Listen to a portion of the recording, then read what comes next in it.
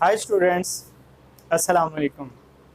एक और बहुत इम्पोर्टेंट और इंटरेस्टिंग टॉपिक के साथ हमारा टॉपिक आज का है एपिस्टेसिस। बड़ा इंटरेस्टिंग टॉपिक है, बड़ा इम्पोर्टेंट है, तो हम इसको पढ़ते हैं। सबसे पहले ये डेफिनेशन है, हम डिफाइन करेंगे एपिस्टेसिस को। When effect caused by a gene at one locus। देखें स्टूडेंट्स, जीन जो हैं वो क्रोमोसोम पे लोकस पे मौजूद हैं। एक लोकस पे एक जीन मौजूद है, वो एक इफेक्ट काज करती है। इंटरफेयर्स और hide the effect caused by other gene at an other locus। Students, ये दो हमारे पास मैं कहता हूँ क्रोमोसोम्स हैं। इसके लोकस पे एक जीन मौजूद है, इसके लोकस पे एक जीन मौजूद है। तो जो ये जीन इफेक्ट काज कर रही है, दूसरे वाली जीन इसके इफेक्ट में इंटरफेयर कर रही है। मतलब उसके इफेक्ट को इंटरफेयर कर रही है, उसके इफेक्ट को छुपा रही है, उसके इफेक्ट को दबा रही है। जब एक जीन दूसरे जीन के काम में दखल अंदाजी दे, इंटरफेयर करे, तो हम उसे कहते हैं epistasis. When one gene interfere with other gene, this terminology is called epistasis. तो यहाँ आपके लिए एक अलर्ट है स्टूडेंट, डोंट कंफ्यूज डोमिनेंस। इसको कंफ्यूज आपने एपिस्टेसिस को डोमिनेंस के साथ नहीं करना।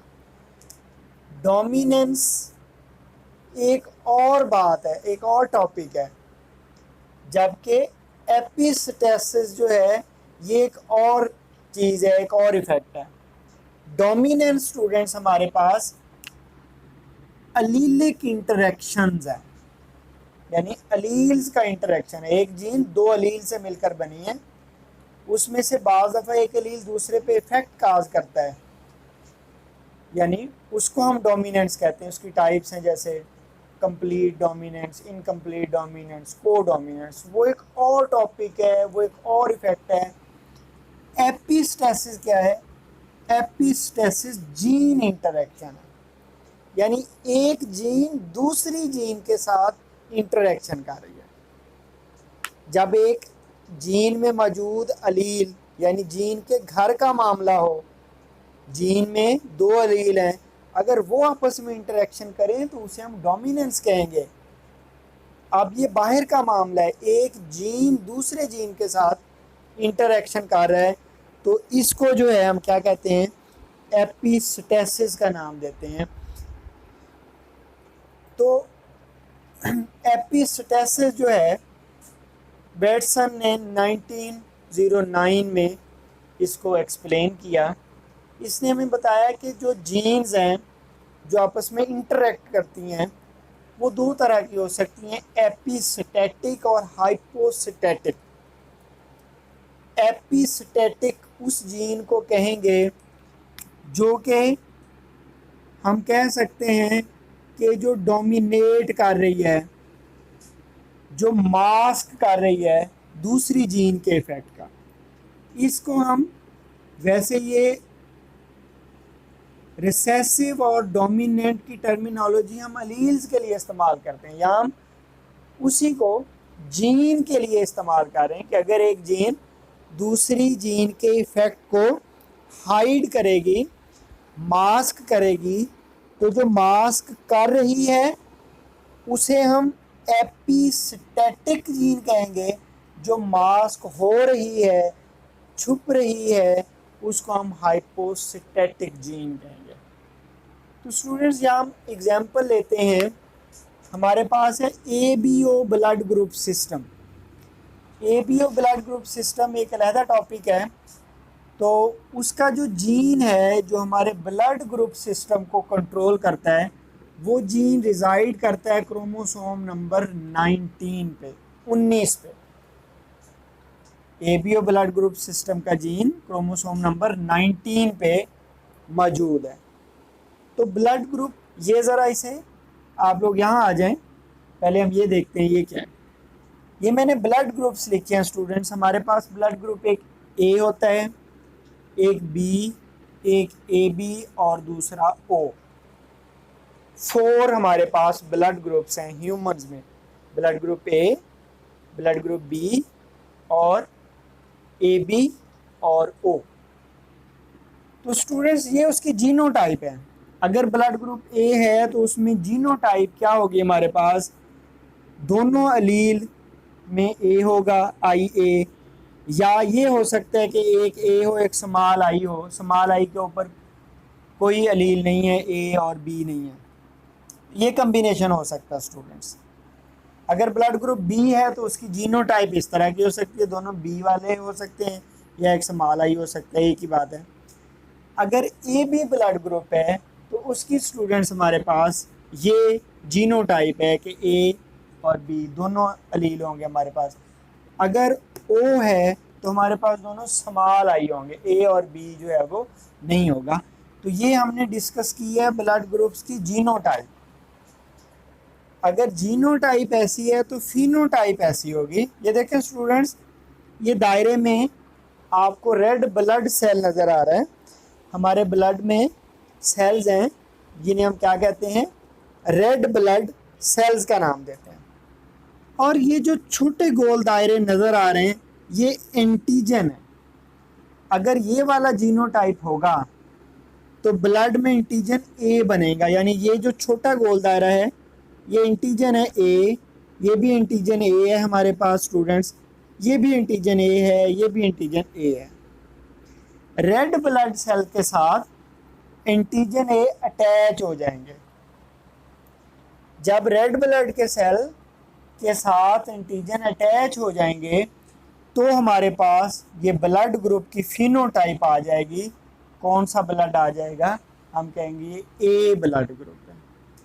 इसी तरह से स्टूडेंट्स, अगर रेड ब्लड सेल्स हैं, ये वाली जीनोटाइप है, तो इस ब्लड ग्रुप में बी एंटीजन बन रहा है, ये बी एंटीजन है और ये बी एंटीजन अटैच हो गया किसके साथ, रेड ब्लड सेल के साथ।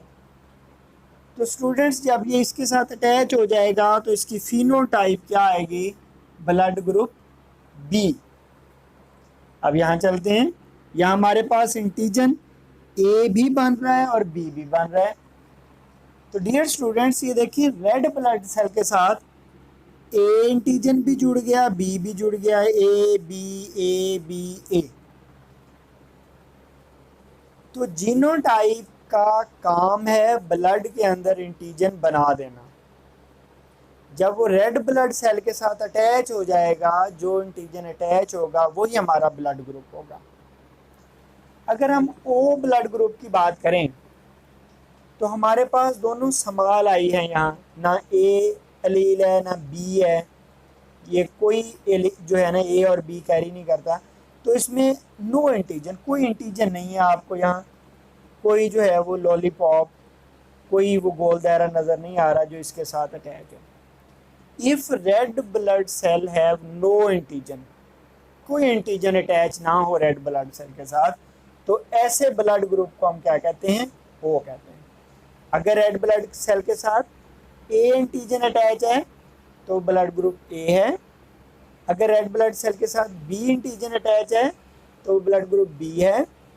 अगर रेड ब्लड के साथ सेल्स के साथ ए और बी दोनों अटैच हैं तो ब्लड ग्रुप ए और बी है। अगर रेड ब्लड सेल्स के साथ कोई एंटीजन अटैच नहीं है, मौजूद भी नहीं है, इसे हम क्या कहते हैं, ओ ब्लड ग्रुप कहते हैं। अब ज़रा यहाँ आएंगे, ये ज़रा थोड़ी सी बात समझने की है, तो यहाँ से आप लोगों को क्लियर हो जाएगा कि एपिस्टेसिस क्या है। ये जो ब्लड ग्रुप्स है ये इसको क्रोमोसोम नंबर 19 पे एबीओ जीन मौजूद है जो ये सारा कुछ कर रही है, एंटीजन बना रही है। अब स्टूडेंट्स एक एच जीन है हमारे पास जो क्रोमोसोम नंबर 9 पे मौजूद है। क्रोमोसोम नंबर 9 पे एक और जीन मौजूद है एच, उसके कम्बिनेशन ऐसे हो सकते हैं, दोनों अलील एच कैपिटल हो सकते हैं, एक बड़ा एच और एक स्मॉल एच हो सकता है, या ये कम्बिनेशन होगा दोनों रिसेसिव एलील स्मॉल एच। अब स्टूडेंट ये एच जीन क्या करती है, अगर एक बड़ा कैपिटल एच हमारे पास डोमिनेंट एलील आ जाए या दोनों आ जाए तो क्या होगा, तो ये एच जीन जो है वो एक एंजाइम बनाती है। ये समझने की बात है कि एच जीन जो है वो एक एंजाइम बनाती है। वो एंजाइम शुगर को अटैच करता है किसके साथ, ग्लाइकोप्रोटीन। रेड ब्लड सेल की सरफेस के साथ एक प्रोटीन मौजूद है जिसे हम ग्लाइकोप्रोटीन कहते हैं। उस प्रोटीन के साथ शुगर जुड़ती है, उस शुगर की वजह से ये एंटीजन अटैच होते हैं रेड ब्लड सेल के साथ।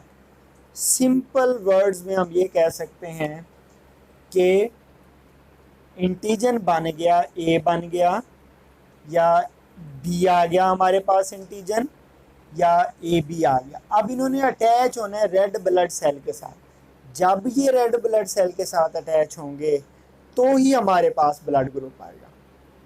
तो ये एच जीन इसकी अटैचमेंट में हेल्प करता है।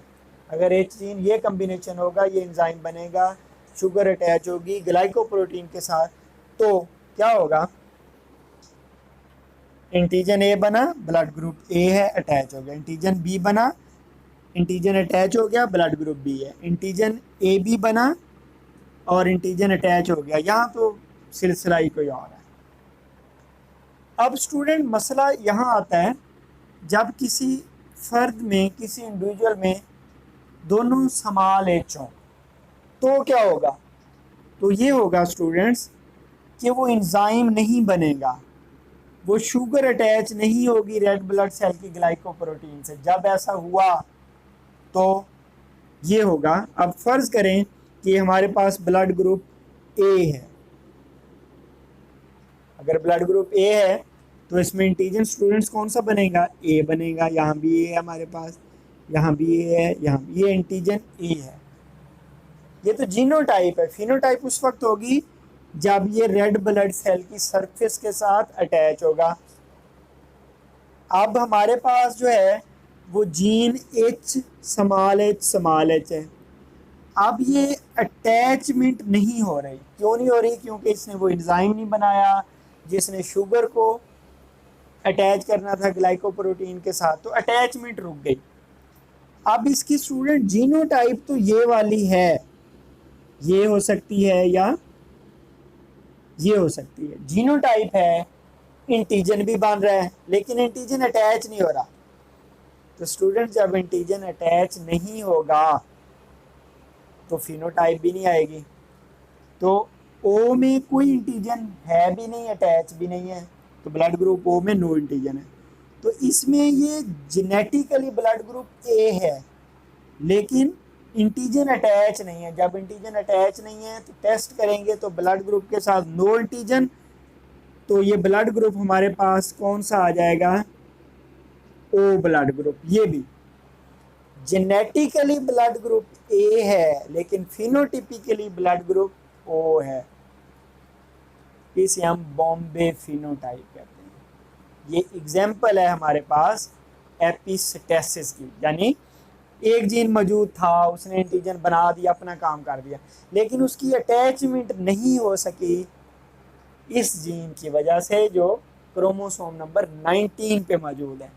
तो इसे हम क्या कहते हैं कि अगर किसी का ब्लड ग्रुप फिनोटिपिकली ए हो या बी हो या ए बी हो, यानी एंटीजन उसमें मौजूद हो, ए है या बी है या ए बी है, कोई भी है, लेकिन वो अटैच नहीं हो रहा।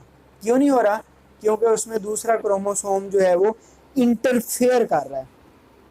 तो इसे हम क्या कहेंगे, एपिस्टेसिस कहेंगे, और इस फिनोटाइप को क्या कहेंगे, बॉम्बे फिनोटाइप। तो याद रखना है कि जेनेटिकली किसी पर्सन का ब्लड ग्रुप ए है या बी है या ए बी है, लेकिन फिनोटिपिकली जब उसका टेस्ट किया जाता है तो उसका ब्लड ग्रुप निकलता है ओ, क्योंकि एंटीजन मौजूद है लेकिन वो रेड ब्लड सेल के साथ अटैच ही नहीं हुआ।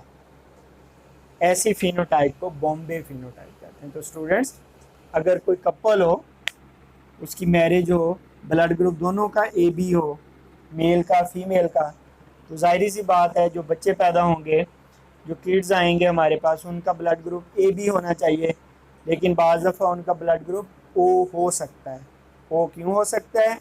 क्योंकि उनमें बॉम्बे फिनोटाइप है। हो सकता है उनमें एंटीजन ए बी मौजूद हो लेकिन उसकी अटैचमेंट ना हुई हो। तो यही एपिस्टेसिस है कि एक जीन दूसरे जीन के फंक्शन में इंटरफेयर कर रहा है। इसी को हम क्या कहते हैं? एपिस्टेसिस कहते हैं। Thank you.